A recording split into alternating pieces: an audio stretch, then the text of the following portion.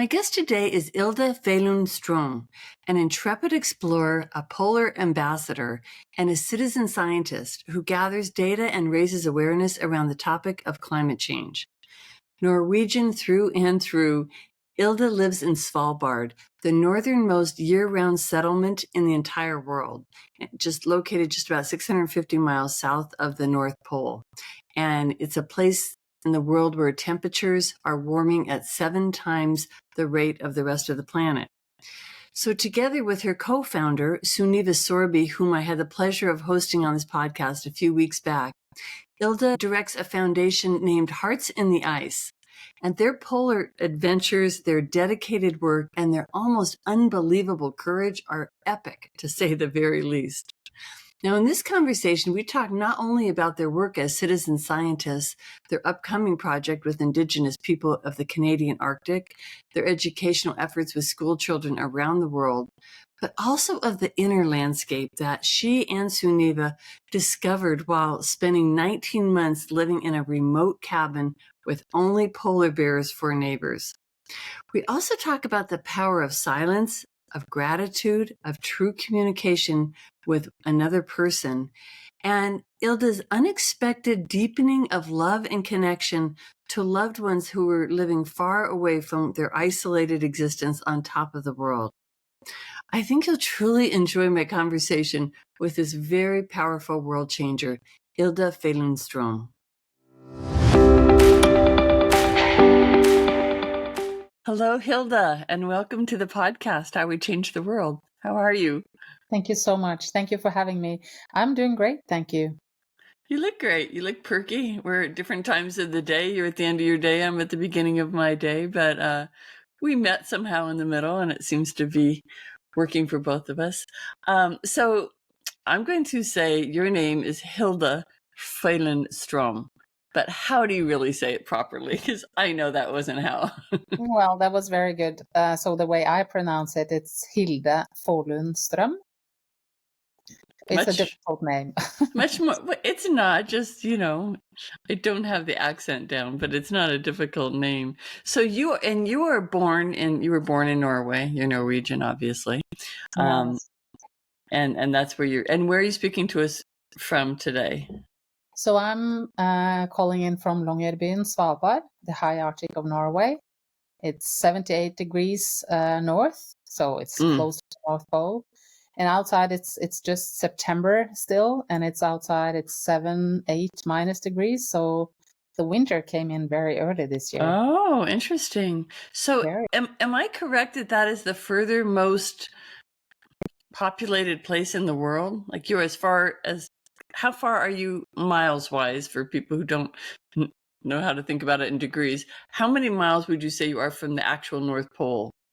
So it's 12 degrees, and so that could be, so it's 120 kilometers per mile. So it's I didn't mean to make you put it in miles.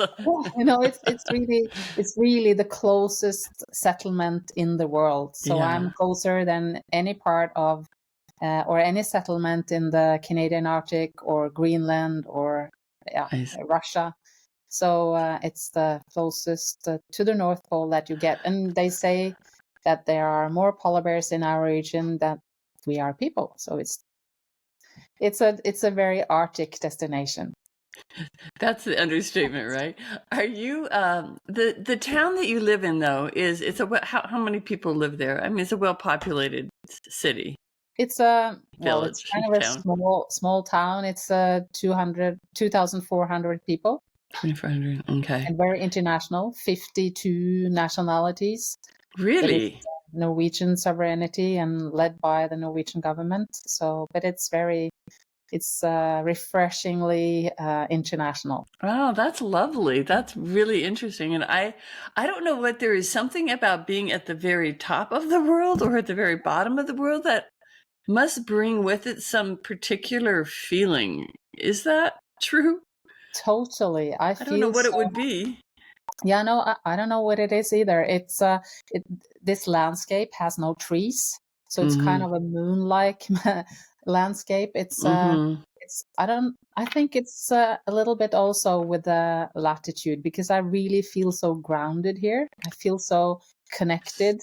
It's some sort of me being part of something much bigger than myself up here. I could absolutely understand that. Yeah, I feel so home, and I've done that ever since I came back in 1995, when I came to Svalbard, moved here 28 years ago. I felt so connected and at so home. more so than in the country of Norway, the mainland, which is quite a bit further south. I think it's 2 or 3 hours by flight, right? Correct. So yeah, and you feel different where you are now than you do when you're in your own country, or the mainland of Norway. Yeah, I think it's also a combination of us, that all of us that's here, we have sort of chosen to be here. We're surrounded by pure nature, with very unique wildlife, with some extraordinary light during all seasons, and the landscape and sort of a rough nature. You are both vulnerable here, as we're not meant to be this far north. We have a lot of animals and wildlife that are sort of adapted, predatory. And that too, but also adapted to this area. And also, some of them can be dangerous to us.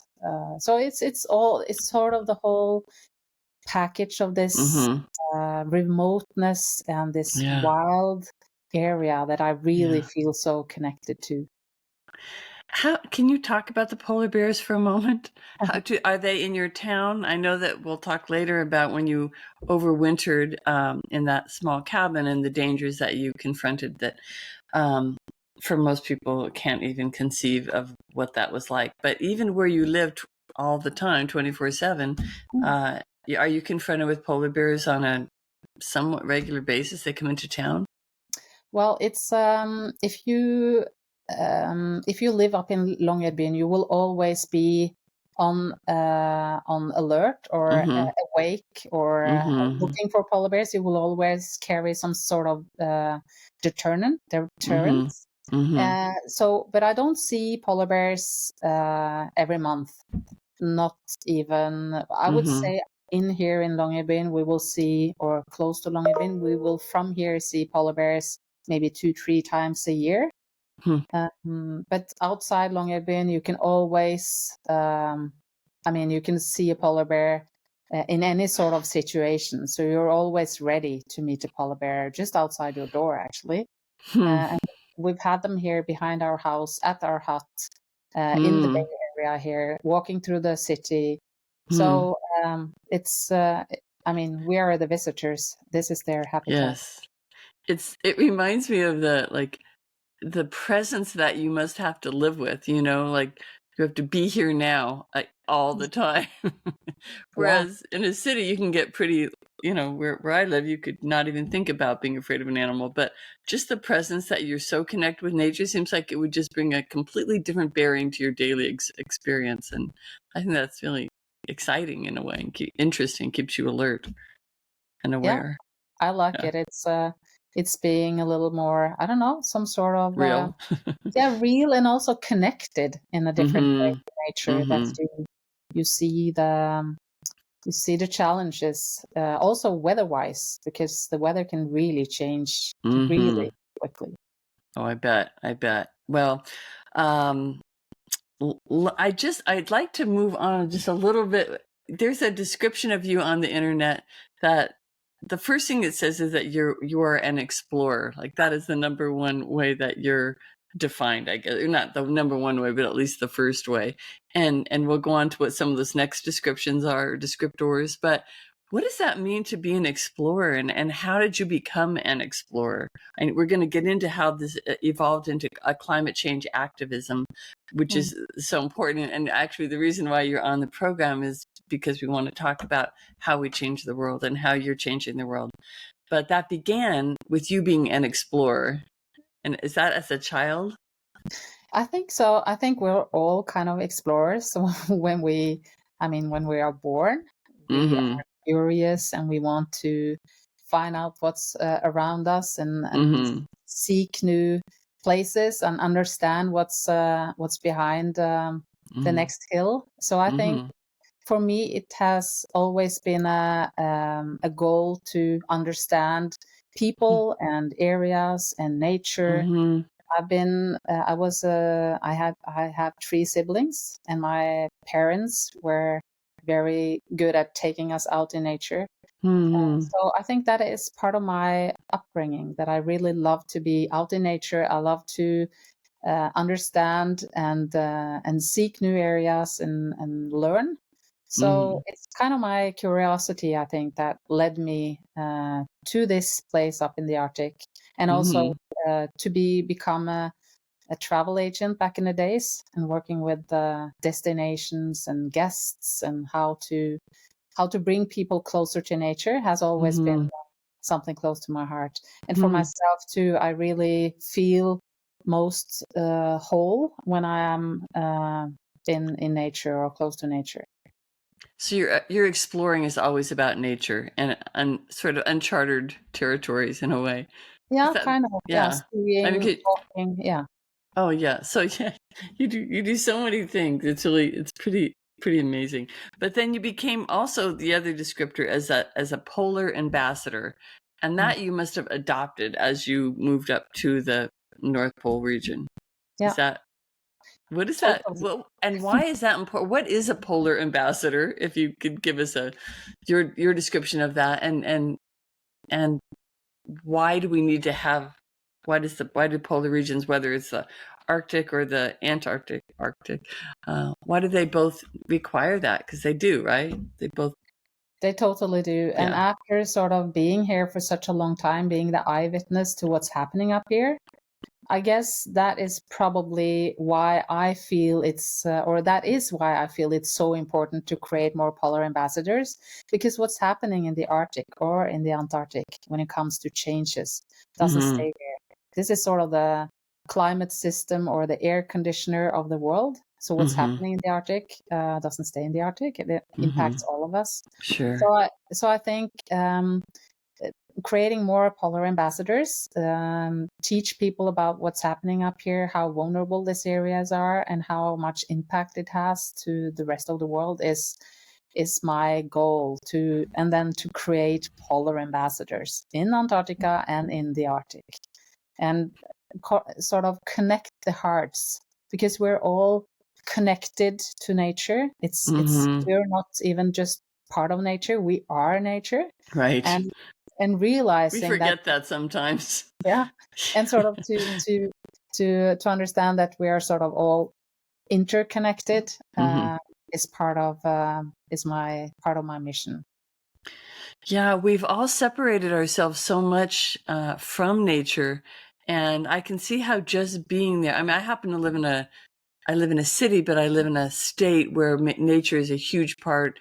You know, we're all a product of our environment, and I'm from Colorado, so we have many mountains and rivers and forests and streams and all of that, and so many animals and bears. And so you do stay connected, but so many people don't have that access. And so to think about how we tend to lose, I think, that we are a part of nature and that we belong. Animals belong here, we are animals as well. But if you live in New York City or any city, or even so many places around the world, you need ambassadors. Because even though I grew up in Colorado, for me to even imagine what's at the North Pole or the South Pole, I can't even, except for watching you guys' video, which I love watching anything that you and Sunniva had done, because it kind of brings it home. But otherwise, we don't really have access to it. So I think we need ambassadors. I'm just not sure, it's a big job. Yeah, and I think we instead of encourage everyone to go to places with a lot of nature, I'm sure that even if you live in if you live in New York City, you have a park to go to, or you have areas outside the city center that you can. So I mean, it's all about your backyard, right? But also understand how important even that little park is for that biodiversity in that little area, and how that is sort of the lung of that space is part of the learning, I think, to understand that it's not just to be a pretty little spot, but all the trees there. And if you're close to the ocean, to understand how important the ocean is for us to breathe, what creates our oxygen. So it's all, it could even be in your backyard, but to understand that this is all connected, and why I, as a polar ambassador, think it's important that people know about how important these areas in the end of the world are, on the North Pole, South Pole, the ice caps, the cryospheres, the white parts of our Earth, is, I think that's a knowledge that I and Sunniva are trying to spread through our mission and our movement. Well, before we actually go into Hearts in the Ice, because I do want to obviously talk about that a lot, but is it possible to somewhat summarize what you see happening right now at the North Pole specifically that people don't seem to be aware of? Because I know things are happening faster there. I'm not sure how that translates to what's happening throughout the rest of the world, but what are the main concerns that people should know about? Yeah, so I, up here in the Arctic, the Norwegian Arctic, Svalbard, so specifically where I'm at now, this island called Svalbard, which contains 5 islands, and the island we live on is Spitsbergen. Anyway, this area is the fastest warming region in the world, and it is particularly the winter that is warming 7 times faster than any other region in the world. And that is very scary. Actually, not only to this area where I live, but it impacts the weather systems. It impacts the floods and the wildfires, and it impacts the whole world weather systems. Okay. So this is actually the pump system, the air conditioner, the weather stabilizer, and the jet streams that usually go in a circle around the North Pole and the South Pole. They usually are very round, but now you can see that they are pulling cold air down south and bringing up warm air. So it's really totally out of balance. And so it's not only warming; it's the erraticness of it. Yeah, it's also the sea ice and the melting of the glacier and the white areas, the cryosphere of the Earth, that has such a huge impact, because that creates imbalance in the ocean. And in the ocean, we need phytoplankton, which is tiny microscopic things that take down carbon and produce oxygen.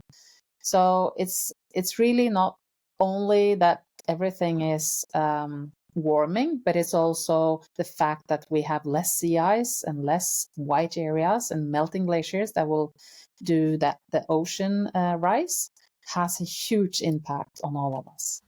And you see this visibly because, I think we've all seen like the glaciers calving and, falling apart, and we hear about it, but you've been there, I think you said 27 years. Yeah. And you said it's 7 times faster. So like, is it physically like you feel the warmth, you see the ice melting? These are all things that are very measurable just by your human experience without any science experiments. Totally. Yeah. I mean, all of us that's not scientists living up here, as long as I have been eyewitness to what's happening here. Ever since 1994, the year before I moved to Svalbard, and till today, the middle temperature during winter, the average temperature during winter has risen by 10 degrees. So it's really, and that's consistent from year to year. Yeah, and that leads to, of course, less sea ice, more precipitation, more snow and rain, and then you get some other effects like rain freezes on the tundra. creates a problem for the animals feeding on the tundra, but also a huge impact on the ocean and the animals connected to sea ice, but also everything that happens underneath the sea ice. Right. All the biodiversity and first stadium of life that happens underneath the sea ice.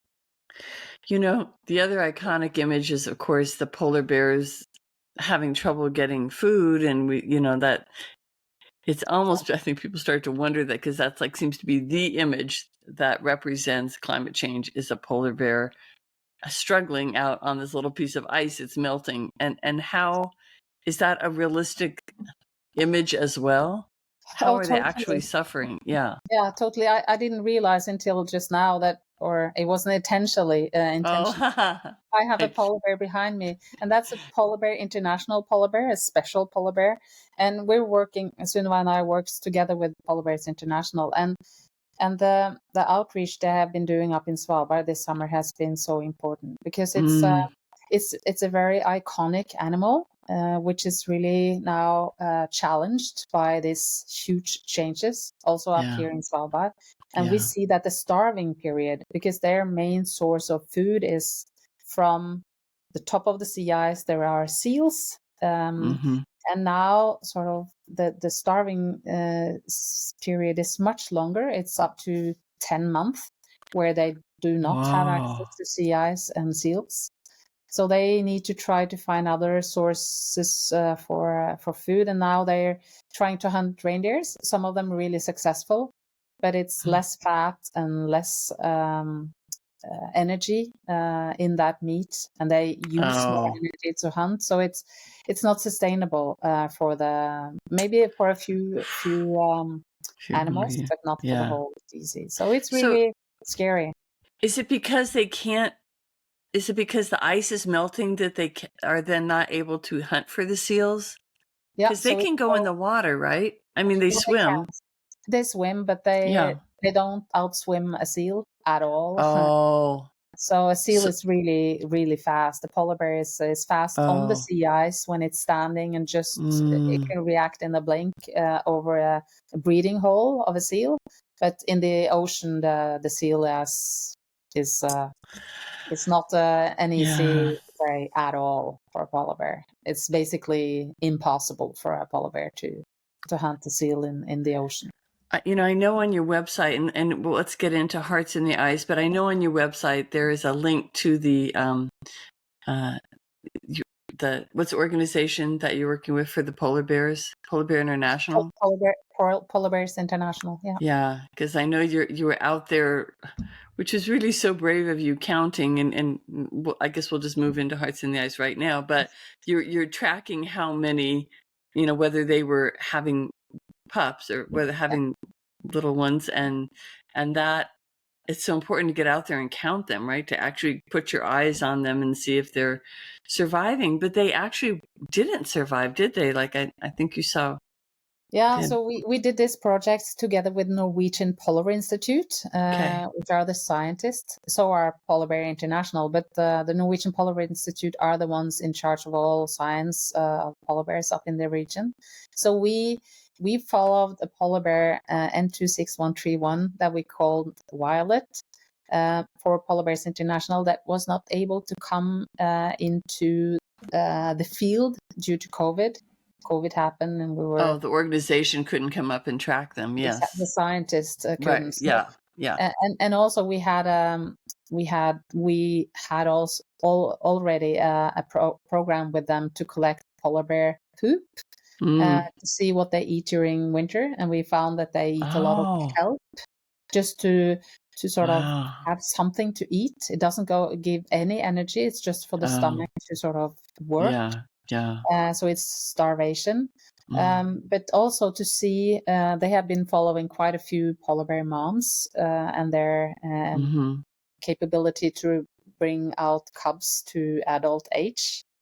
So we were following this Violet polar bear for Norwegian Polar Institute, got the position where she were at, and she had a collar around her neck telling her position. That's how you tracked her. Okay. Yeah, which is actually less invasive than I thought. It's a kilo she can easily take it off if she doesn't want it there, and it gives a lot of good information. Yeah. Oh well, it's about their survival. So if it's not too oppressive to them, it's probably like any of us wearing a it's like wearing this necklace perhaps or something. Yeah. Well, really fascinating. Well, okay, so let's do what I keep saying we'll do. We'll talk about Hearts in the Ice, because you were an explorer and a traveler, and I don't know what all you want to, however you want to describe yourself, for all the years until you started Hearts in the Ice. Yeah. So what start at the beginning. Why did you start it? What was I know you had this event happen in your town with the snow slide, but I don't know if that was it. Yeah, I was kind of an explorer, as you said. I love to do expeditions, long ski expeditions, maybe 20 days or less. And I really wanted to, ever since I came here, I really wanted to do an overwintering. And an overwintering means being in a very remote area, in a small little trapper's cabin, no running water, of course, no electricity, no connectivity for a full year, from summer till next summer. So that was my goal. And I've read books about Vanni Volstad, all this brave. Read books about what? Vanni Volstad, she was a brave trapper back in the 1930s. She's my heroine. She was strong and just such a role model. And I really wanted to be part of this, the light during the season, the wildlife, close to it, without being hurting or harming any of the wildlife, just to be a part of it. Yeah, being part of it. And my husband didn't have the same dream as I had, but he promised me for more or less 20 years that we should do that someday. It took me about 20 years to understand that was not his dream. So when it's your dream. Wait, before you keep going, did the dream have to involve a cabin that had no running water, no heat? No, that's part of the thing. So you're really part of nature. Totally. You're not adjacent to it. You are it. All right. So that's part of the experience. It also very often include trapping, what you need to survive from the area sustainably, if it's enough wildlife around you. In the area we ended up to have an overwintering, it's no trapping. But what led to all this and me actually going forward with my dream was this big event, the life-changing event back in 2015. And it's always difficult for me to talk about.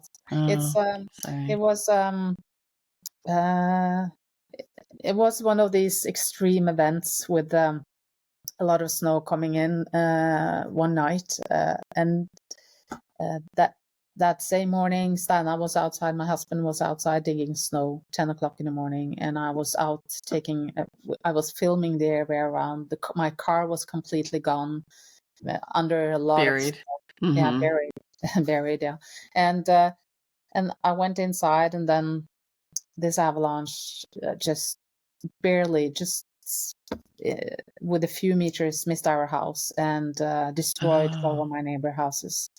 And my husband and myself was very involved in that rescue operation, as was the rest of the community. After a short time, we were there as number 2 or 3 person to be there, and we were involved in this little family that lost their 2-year-old daughter. So 17 people were buried inside their homes, and 2 people died. And that changed my life. It's changed the whole community. It changed my perspective of how I am part of the problem, and how I really, really wanted to work with the solutions and be part of the solution. And that was back in 2015, and the year after I met Sunniva. So how did that avalanche? So are you at the base of a mountain, and the town is at the base of a mountain? Yeah. So does the avalanche have to do with climate change? Is there a connection there? Yeah, to me, that's a very real connection. I had seen then ever since I came in 1995, this warmer temperature and these changes in precipitation. I mean, when I came back in 1995, we called this an Arctic desert. We basically didn't have much snow during winter, and we very seldom had rain. Really? Because it's Yeah. just in a sort of banana belt place, or I No, mean, it's just it was less precipitation here than in Sahara Desert in Africa. So it's very dry. really? Yeah, it's extremely dry. But that has all changed ever since I came back in the mid Oh. 90s. So that was my sort of statement, or that was the nature statement, that this is out of balance, and the power of nature is just taking not. I mean, I'm so intrigued and so fascinating by the power of nature. Yeah. But it's, as we have all, I'm sure, experienced the last few years, how devastating and how brutal nature and unpredictable. Everything, in so many places that wouldn't have expected to be victims of climate change. No, true. For example, but I think that is such a surprise to me that I think whenever we non-polar people think of the North Pole, it would be nothing but snow, nothing but ice, precipitation. So it's just a big surprise that's one of the big changes, that you didn't have it. Now you have so much. So you have a lot of snow all the time, or off frequently now. So everything is a little bit sort of. I mean, talking about polar bears again, because we usually have, we should have snow like regularly. We have snow from late October. We have enough snow for a polar bear mom to dig a den late November, and she give birth around December, right? So she need enough snow to actually dig a hole that could insulate her enough to bring a cub that it has no hair and weighs 500 grams, half a kilo. And then come out of the den in the beginning of March and be right there at the sea ice when the seals are on the sea ice, and she can start to hunt. But now we see that we've seen, especially we saw that at Bamsebu too, that we had 2 winters with everything was shifting a little bit. So we saw that this polar bear we were following, she really struggled finding a den that was enough snow for her. And her body temperature, Deborah, was lower than usual because of the thickness of the den was thinner. So if that becomes a reality, that she also struggled with finding a den to find up in the Arctic here in Svalbard, where she always dig dens in snow, never in ground, because it's they don't probably know how even. No, it's frozen tundra and nothing else to dig a den in. Then we have a huge. Then she has additional problems. So we see that it shifts, and now we see that we have a lot of snow coming in late winter, maybe March, April, maybe too late for the calving or for the birth. Far too late. Yeah. So many disparate and related events happening for the polar bear. That's really helpful to me to understand, because you don't get the full picture. You just see this same photograph again and again. It's like, but to understand the depth of it and how everything is changing.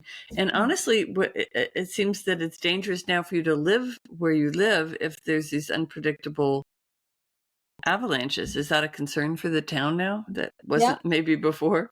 No, exactly. So what they've done now after the avalanche back in 2015 is to build up snow fences. And in this area where we had this avalanche, it's now secured, and it's no houses there anymore. And we have this big high wall between the mountain and oh boy.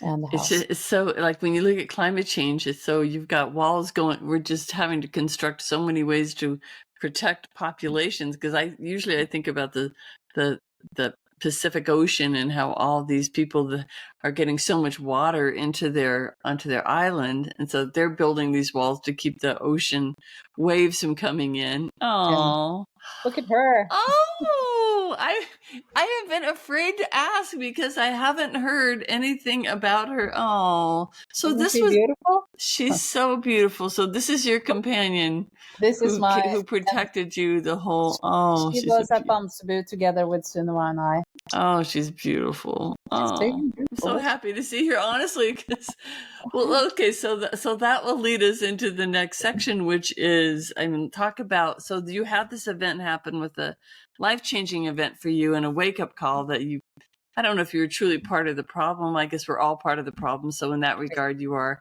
but you're like, okay, I'm going to shift my energy now into making people aware of what climate change actually is, how it's happening. And then you wanted your husband to do this overwintering in Svalbard in this little cabin. He finally came up with the truth that it was never going to happen. And then you meet Sunniva. Is that kind of the order of things? Okay, That's so Sunniva, for those people who didn't see the episode, you can go back. I should see what number it is. I think it's 37. But anyway, where did you meet? Because she's such a kindred spirit. There's only 2 of you in the world, and yet you met. It's unbelievable. Yeah, that's absolutely. It's kind crazy. of magic. Yeah, it is magic. It's definitely it is. another force working in. I met her in Alaska on an adventure trade travel event in Anchorage, and we were on this. I mean, both of us were late in the registration and went on a glacier trip, which both of us have seen so many times. Where we ended up there for the day of a sort of an event of the day, and we met through a friend of mine that ended up with her on the bus, and he introduced us, and we had. I was kind of starstruck. She had been skiing to the South Pole, and she had the same interests. She had been seeing what's happening on that other end of the world, and we completely connected. And it didn't take long, a few months, and then I asked her if she would even think of coming up to the Arctic and join me for an overwintering, which she didn't even know what was all about. Course. Well, is this a common term, overwintering? Because I've never heard that word before. It just means like surviving in the middle of nowhere, basically, all through the winter, and a polar winter without light for 3 months, which is a sort of the kicker at the end of the invitation. It's but true. Is this a term? Is this a new term, overwintering? No, it's a very old term, but it's basically connected to the Arctic from trappers back in the days that did overwinter. They came in during summer when they actually could come up here or other places in the Arctic, access with ships, open sea. So they came in here during when there was no ice and established a small little hut. Usually it could be a hut just for the winter or for that year, or they came back to other small huts that they already had built or inherited from other trappers. So, and then survive of the land, trappers, and back then it was skins for polar bears and foxes. And is that illegal now, I hope? Yeah. So now hunting polar bears is illegal? Yeah, up here everywhere? Or just no, not everywhere. Indigenous people up in the up in Greenland and Canadian Arctic are allowed to hunt, but for food.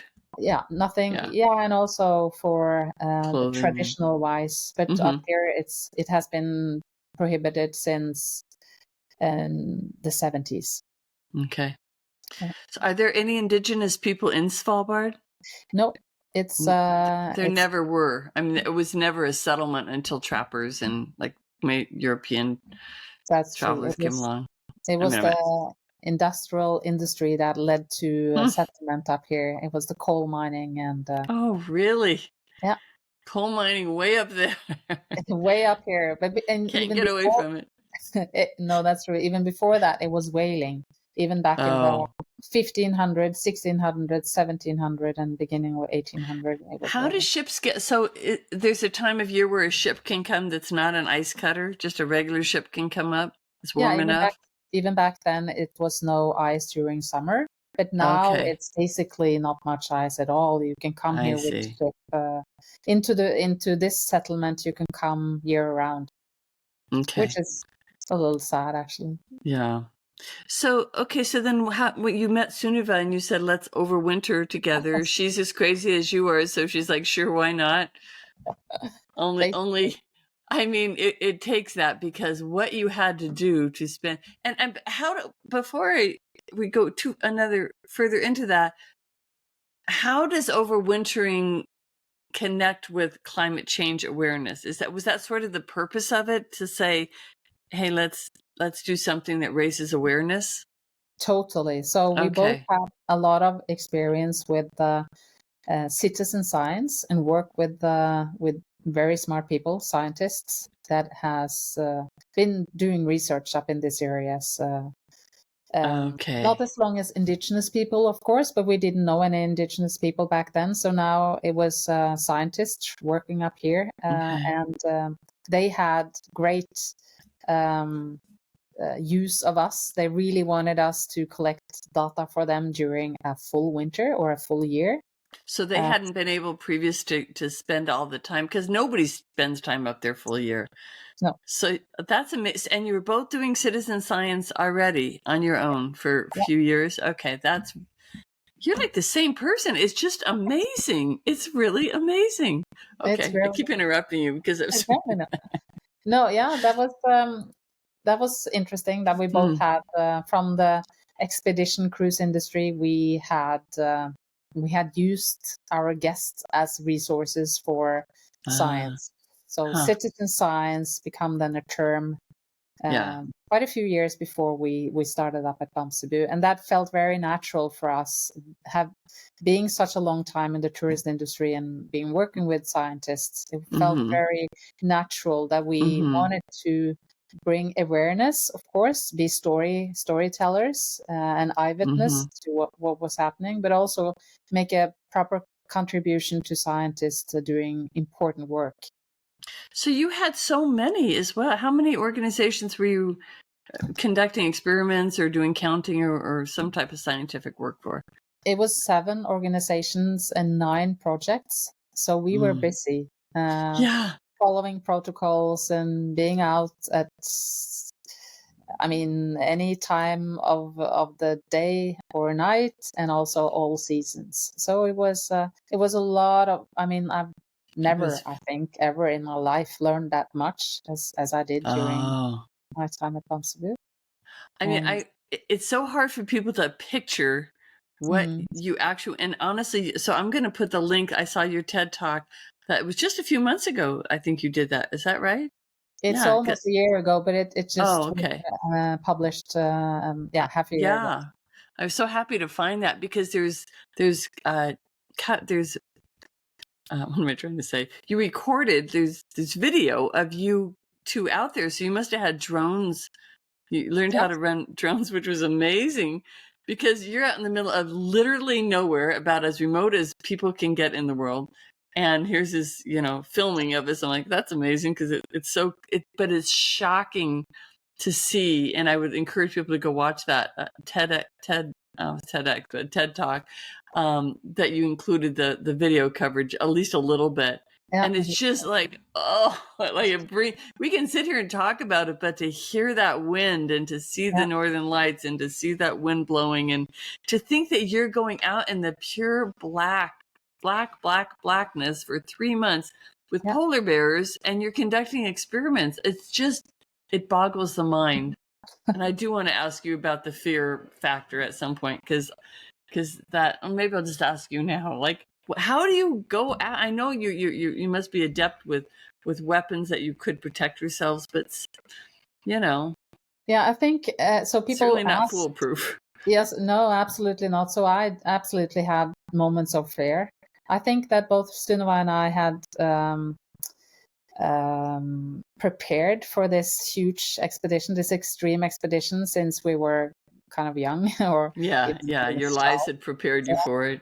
I think so. And for me, having this 23, 24 years of experience up here, and all the expeditions that I already had, and my experience with weapon and deterrent and just wildlife, and also the weather, led to that I felt confident that we could do this in a safe way, and we could actually manage. I was afraid of the roof blowing off during the hurricane. I was afraid of losing the boat. I was, of course, nervous when we had polar bear encounters at our doorstep.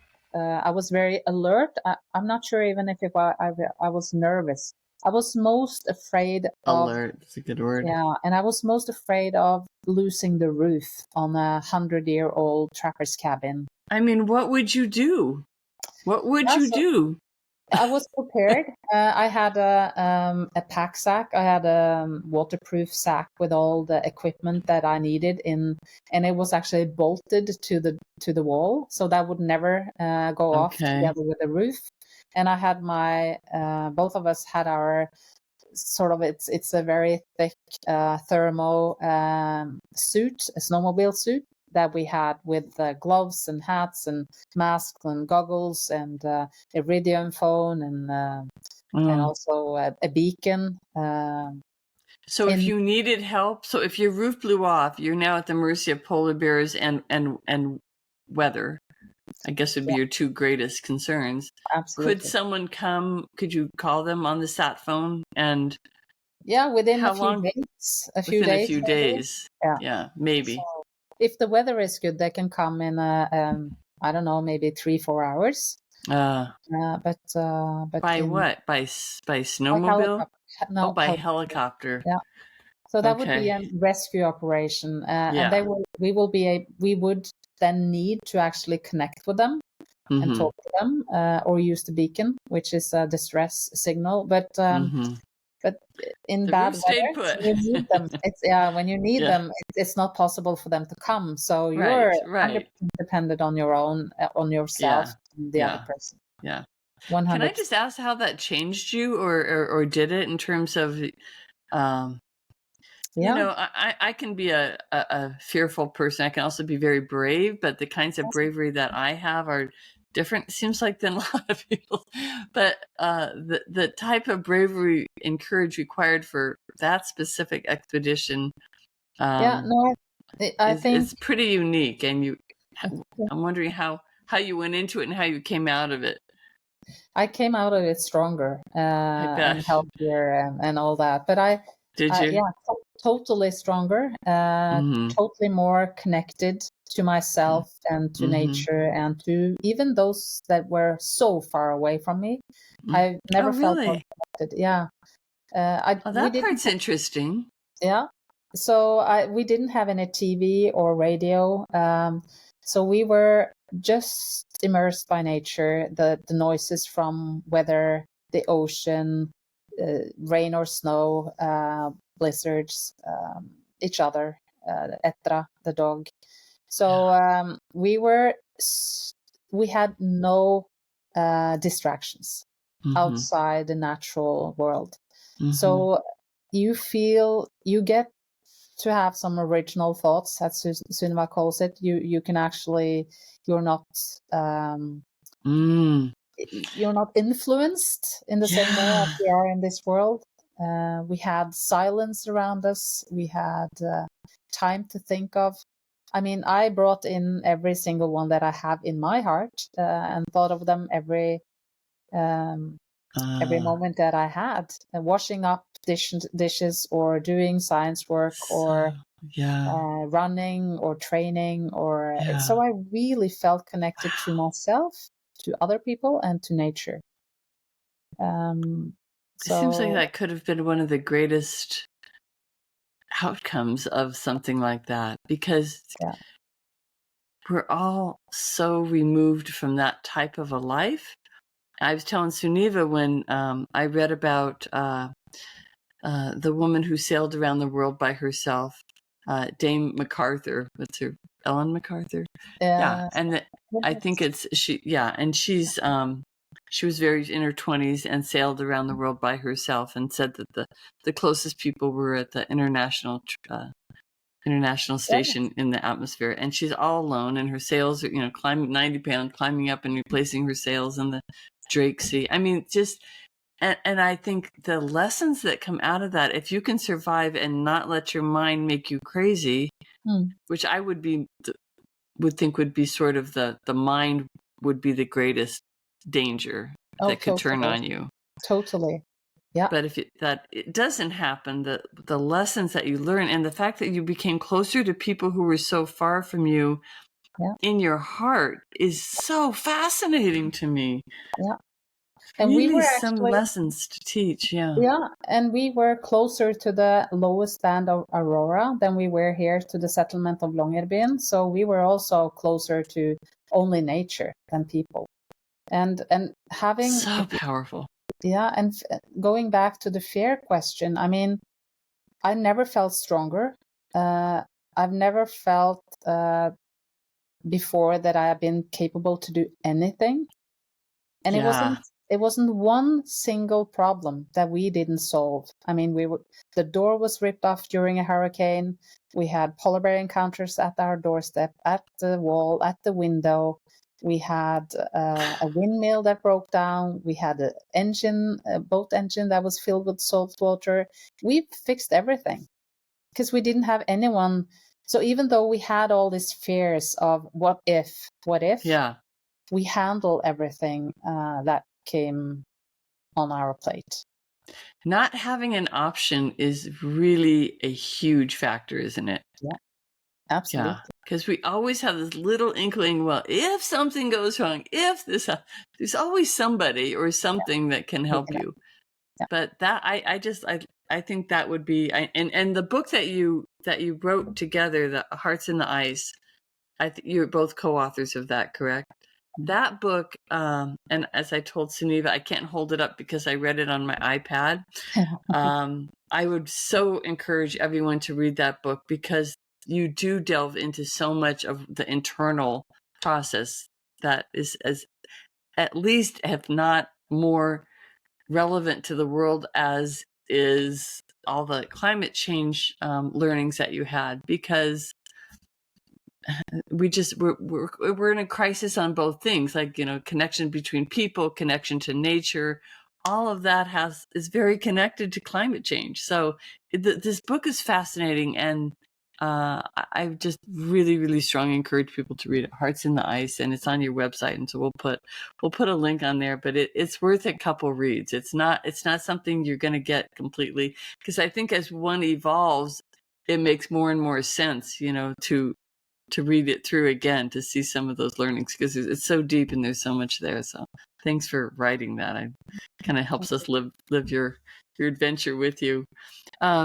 So you did this overwintering. You did it for 9 months, and COVID struck, and you had to continue, or you chose to continue the experiments and the research that you were doing, right? Was that, so you left for a portion, and then you came back, you left to restock and refuel. How long were you gone? So we were gone for 9 months, and we were supposed to have this grand finale, and they were going to pick us up, and we were the first women in history doing an overwintering up in the Arctic. So it should be a big celebration. And then COVID hit in March, and we didn't even know what that was. We didn't see the imagery. We didn't listen to radio. Oh. We had email that we downloaded once a day and uploaded once a day. We had very limited data, and so it was a weird. I bet. Very difficult for us to understand what this is, and scary. That part had to be frightening, to think the rest of the world, it's almost like a horror film, right? You're protected up in the Arctic, and everyone else gets this disease. Exactly. It seems like. Yeah, and we were, as you say, we were so safe at from Bamsebu. that, yeah. The whole world was sort of spinning off its axis. I mean, it was really, and also everyone we knew were affected by this. So it was also, of course, scary. So your family and friends and loved Yes. ones are contracting COVID, probably. Yeah, exactly. Oh, my goodness. So we were there. We were planning to be there for 9 months and stayed for 12. And by then, the most thing, or the thing that I was most proud of, was us really managing the life together. Two strong women, but with a purpose and with a goal, common goal. And then going home for 2 months, trying to reconnect. For 2 months you went home? 1.5 months, yeah. That was really, really hard in so many ways. It was great to see family. Going home was hard? Yeah, going home, coming back to this hamster wheel and this life. At that time, it felt with not that much purpose. At Bamsebu, every single task that we did every single day had a purpose. And Bamsebu is the name of the cabin where you stayed, just so people know that. Yeah. At Bamsebu, the trapper's cabin where we're living at, everything had a purpose. I mean, either we did things every single day to survive. And of course, we also did sampling and data collection. And we connected with 104,000 kids. Together with experts. That's amazing. Amazing. Calling in. So all that felt so it's like every week or two you spoke to a classroom about your experiences. Exactly. They must have just been riveted. And also connected with experts on climate topics. So it was not only us talking about what we experienced, but we brought in like Jane Goodall, David Suzuki, Wade Davis. We had this massively perfect educators out there that supported us and joined us for this classroom. So we felt so purposeful. So coming back, I felt so empty. I felt so purposeless, and it was hard to connect with the society that was in distress because of COVID. But going back then, after 1.5 months, which you had not planned to return to Bamsebu. No. And then how did you make that decision to do it? Because Sunniva went home to Canada, right? Did she? Yeah, and you went to Norway. Yeah, you went to. In the end of our stay, the last 2-3 months, we had basically nothing, or we survived, of course. But she was out of coffee, which was a big deal, of course. So we came back to overload of resources around us, and everything happening. I mean, TV, people, cars. That I can't even imagine the shock of all that. You know, I'm not thinking about these things as you say it. That had to be tremendously discombobulating. Yeah. Overload of noises and visible things that happened in front of you, and inputs and impact and distraction, and but in good ways too, of course, seeing your family again. But it was still so sealed, so because of COVID, so it wasn't much that I didn't meet a lot of friends. But going back, deciding to go back, was actually something we already decided that summer, because we had no ship to come and pick up the equipment. We had a small boat that can come and pick up Etra, myself and Sunniva, but not the equipment. And we still had some dry food at the hut, which is not a good thing to leave behind in the polar bear area. So we knew that we had to go back. But you didn't know you had to go back for another 9 months. Well, we sort of decided then, if we're going to do another winter, we have no other option than to stay till next spring, which is late May, beginning of June, before someone could come and pick us up. So that was in the calculation. So we knew that. So what was it like when you first got back? Was it tricky? Yeah, it was tricky because Sunniva and I, we work very well together at Bamsebu, but sort of fine-tune the the tasks and Mm-hmm. sort of the rhythm of the day took maybe a week or so, and then we were back and we had a great time. Of course, discussions and disagreement and all that, but we really had we came back to the same purpose and the same goal, and reached out to more kids, did a lot of more scientific data collection, and it felt, and I mean it's the most profound time of my life. You know, somehow I missed that profundity before. You know, hearing you talk about, it's almost to me as though you went from another time, a time when humans survived, you know, as you said, day to day, every moment had a purpose. Yep. And to come back to something where we have all these conveniences, we don't have to do that anymore. And people have lost so much of their purpose in life. There's just, the lessons there are so profound, and for you especially, but you're sharing that information, I think is really, to me, it's so helpful, because it explains a lot about why people are unhappy in current civilization. There's just, why are we here? We have to entertain ourselves now, you know, rather than just survive. And if you No, sorry. Go ahead. Well, I was just going to say, there's this show now, which is a book has been out for a long time, on the blue zones. You know, how people live to be 100. I don't know if you're familiar with it, but I mean, that's really the nut of that too. That's really the core of all these people who live so long and lead such healthy lives, is that they're constantly, you know, grinding the grain and, you know, living in the way that people used to live. And they're the ones that are the happiest and have the most meaning in their life. And then they dance and they celebrate life. But we kind of have steered ourselves into an odd place in life. And I think you and Sunniva have so much to offer in terms of why that is. It's really interesting. And it's so funny because I just think it's all about climate change, but it's so much about other things as well that you learned. And I think that you're talking about something, I mean, very important, because I've never had less, and I never felt richer. And I've never been further when you were in Bomsabu, you're talking about when we had this overwintering, and I've never been further away and felt more connected, and that was both to myself and to nature and to other people around me. And I think part of that is that the simple living is something that feels more, it's in our roots, I think. It's in our core. Yeah, we're more used to that. We're more...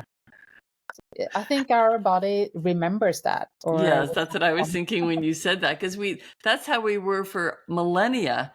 And then we've been this way for much less time. So we're just we haven't caught up yet. And so how have you managed to, or have you sought ways to sort of get some of that in modern society? I mean, how do you grab onto that and hold on to that? So what I learned at Bomsabu was to be grateful for little things, and actually use that in my what we did at Bomsabu, showing gratitude, was we had this gratitude book that we wrote down a few things that we were grateful for every single day. But we also thanked each other for every single contribution, and that felt very natural from day one, I think. Oh, it did. Very. You didn't have to get used to it. Interesting. No, it was maybe we a little getting used to it. Yeah, just maybe a day or so. But it really felt the right way of doing it. Like, thank you for doing the dishes, or thank you for chopping wood. We chopped wood every day. Thank you for finding snow and ice for water. Thank you for organizing the food, or turning the eggs. We had eggs for 7 months to keep them. We turned them every week. Thank you for, I mean, every single little thing, and acknowledge that, and also look each other in the eye and mean that, was extremely powerful. So I've used that much more in my daily life now. And also celebration, as you said earlier here, dancing and having fun and play. Yeah. We use that a lot too, to celebrate every single little thing that we had.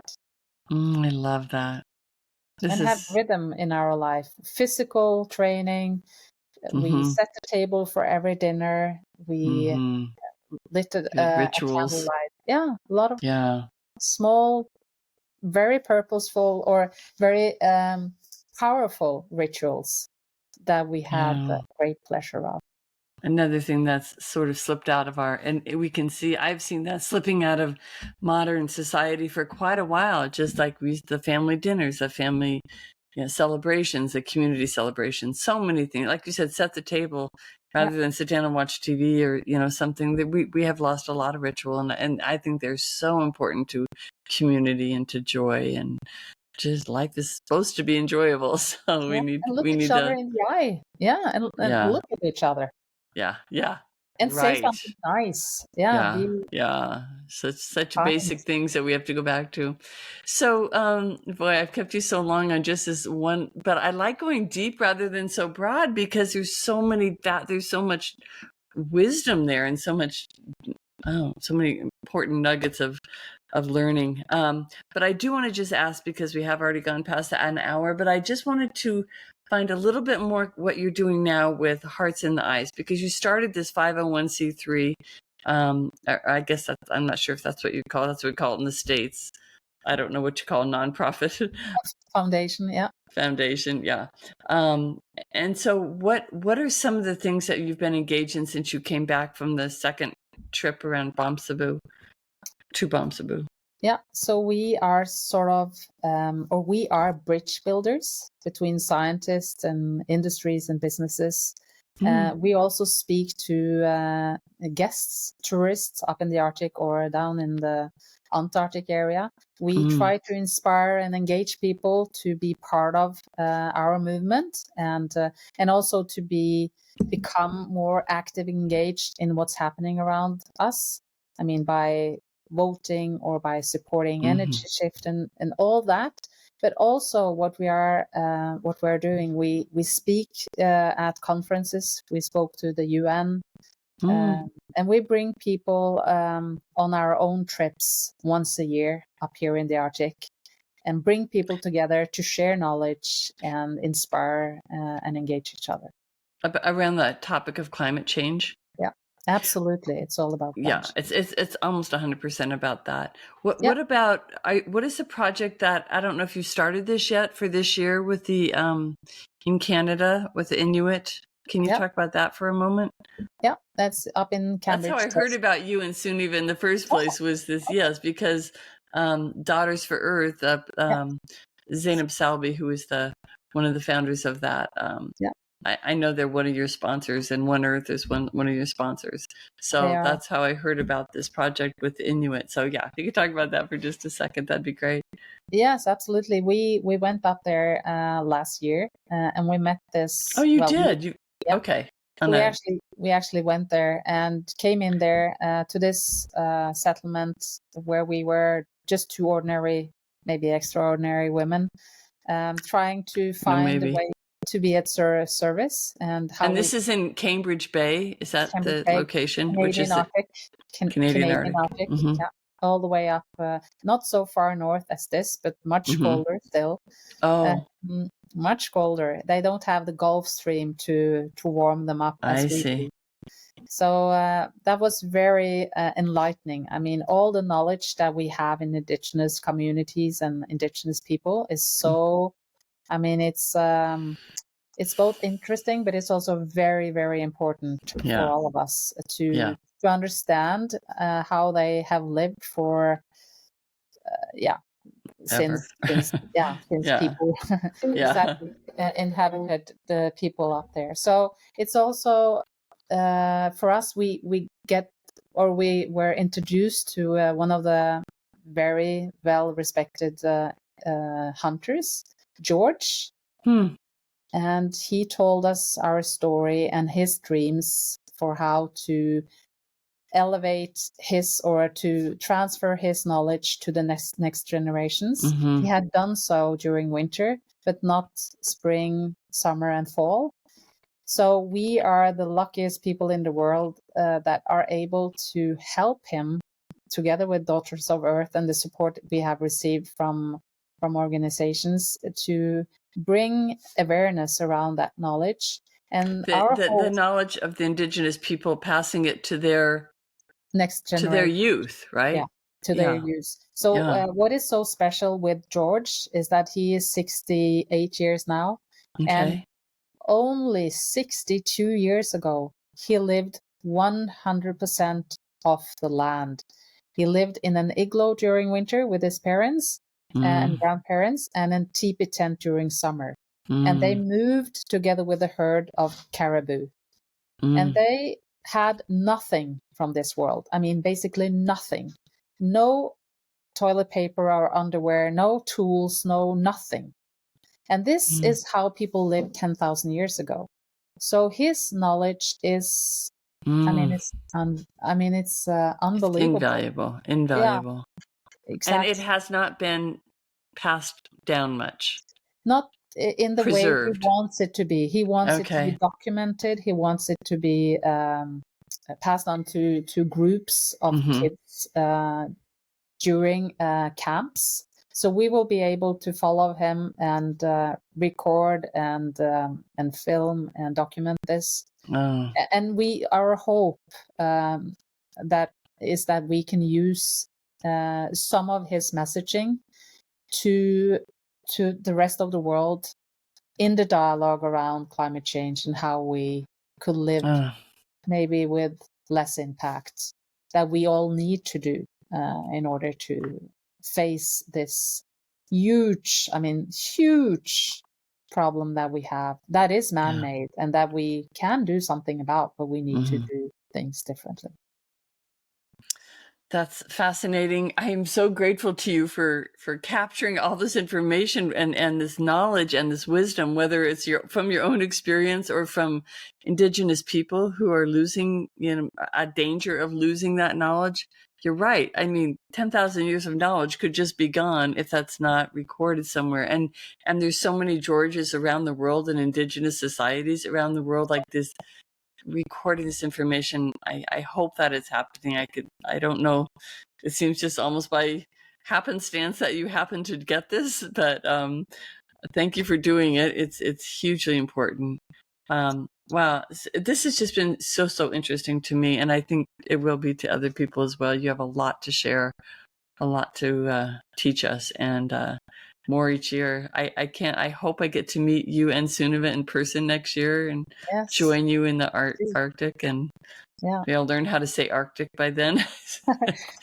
Yeah, and I think the messaging that you and I are trying to bring out to the people is that how powerful we are as individuals, and that we collectively are the ones that are going to change the world by voting for the right politicians, by talking about this, by support an energy shift, by support. I mean, if you're a woman, support another woman, or if you are concerned, support an organization like Hearts in the Ice or Polar Bears International or Jane Goodall Institute, or find something. And there's so many people working on things.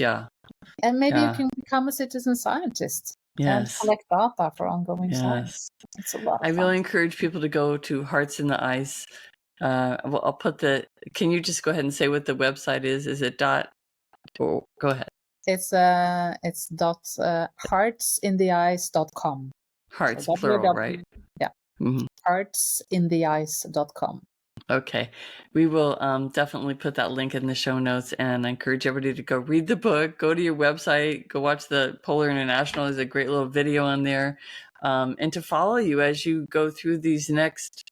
I mean, they're also exciting. That's what's so fun about you guys. It's not just some, dry scientific data. You've brought humanity to it and nature to it, and human emotions and everything going through it in a way that I think maybe women are best at. So thank you so much for everything that you're doing. Appreciate it so much. And We'll be Thank in you. touch, hopefully. Yeah, and thank you for being now part of our heartbeats, because I really believe that we need to connect heart to heart. That's a beautiful thing. Connected hearts are powerful. Thank you so much for having me. It was Thank you so much. a lot of fun. Thanks. Okay, take care. You too.